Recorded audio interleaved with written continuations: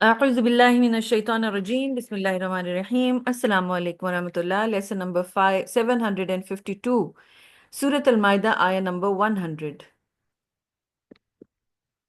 قل لا يستوي الخبيث والطيب ولو أعجبك كثرة الخبيث فاتقوا الله يا أولي الألباب لعلكم تفلحون۔ اے پیغمبر صلی اللہ علیہ وسلم، ان سے کہہ دو کہ پاک اور ناپاک بہرحال یکساں نہیں ہیں، خواہ ناپاک کی بہتات تمہیں کتنا ہی فریفتہ کرنے والی ہو۔ پس اے لوگو جو عقل رکھتے ہو، اللہ کی نافرمانی سے بچتے رہو، امید ہے کہ تمہیں فلاح نصیب ہوگی۔ بہت ہی ڈیپ آیت ہے، یہ سمجھنے والی آیت ہے کہ اس کے اندر خاص طور پر جو خبیث، جو ناپاک، جو بتایا گیا ہے ناپاک کی کثرت، اس سے مراد ہے حرام یا پھر کافر یا گناہ یا ردی، خراب چیز۔ تو اس کی کثرت چاہے انسان کو پسند آ رہی ہو، زیادہ سے زیادہ، یعنی کفار جو ہیں ان کی شکل و صورت، ان کی ترقیاں، ان کی دولت، ان کا مال، پھر اس کے علاوہ حرام مال، اس کی کثرت، یعنی حرام طریقوں سے کمایا ہوا مال، اس میں دھوکہ دہی، اور اس سے جو ہے وہ چاہے جتنی بھی انسان نے پلاٹس خریدے ہوں، گاڑیاں خریدی ہوں، انسان جو ہے وہ اس سے امیر ترین ہو گیا ہو، چاہے وہ کتنا ہی انسان کو پسند آ رہی ہو، دیکھ کے واہ واہ کر رہا ہو، وہ انسان کے لیے بہت زیادہ خراب ہے۔ وہ ناپاک کی کثرت ہے، تو وہ بہتات بھی جو ہے وہ انسان کے لیے تباہی کاز کرنے والی چیز ہے۔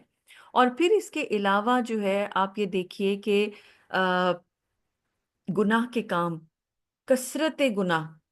لوگوں کو یہ چیزیں بڑی، ایک کوئی کوئی اس کو آرٹ سمجھ رہا ہوتا ہے، کوئی اس کو بہت ہی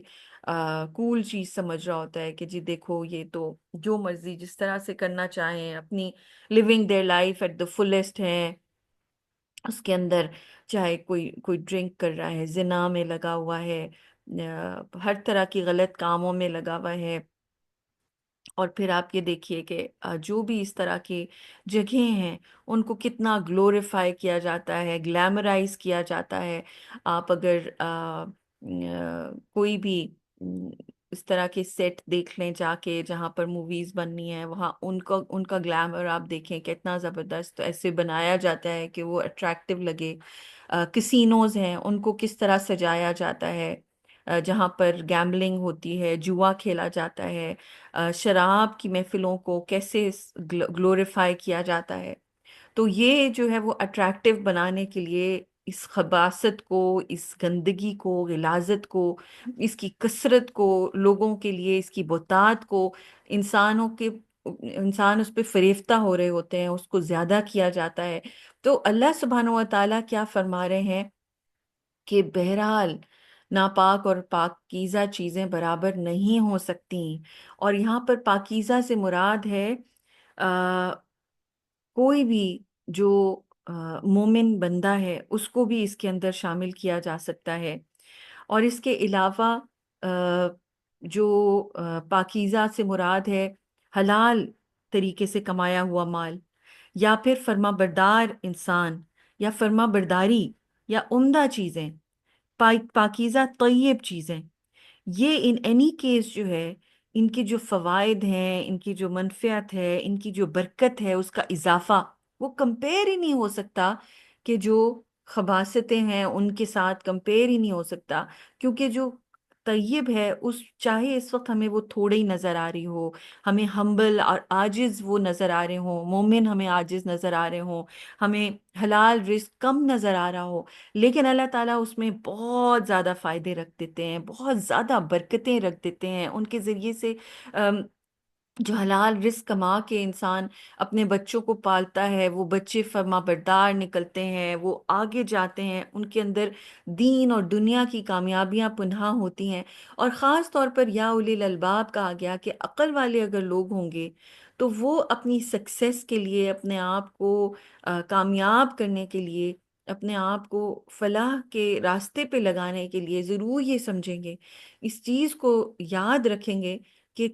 حلال مال، حلال رزق، حلال چیز، طیب چیز، پاکیزہ چیز جو ہے وہی انسان کو جو ہے وہ سکسیس دلا سکتی ہے، وہی انسان کو، سچا مومن ہی جو ہے وہی جو ہے وہ آخرت میں اور دنیا میں کامیاب ہو سکتا ہے۔ یہ جو خباثت ہے، یہ جو غلاظت ہے، یہ جو گناہ کے کام ہیں، کفار ہیں، خرابیاں ہیں، یہ سب چیزیں انسان کی ہلاکت کا سبب بنتی ہیں، دنیا میں بھی اور آخرت میں بھی۔ اللہ تعالی ہمیں حلال کے اوپر قائم رہنے کی توفیق عطا فرمائے، ہمیں سچے مومن میں بنائے، ہمیں عقل مند لوگوں میں سے کرے کہ تاکہ ہم اس چیز کو سمجھ کے سچی کامیابی دنیا اور آخرت کی حاصل کر سکیں۔ آمین۔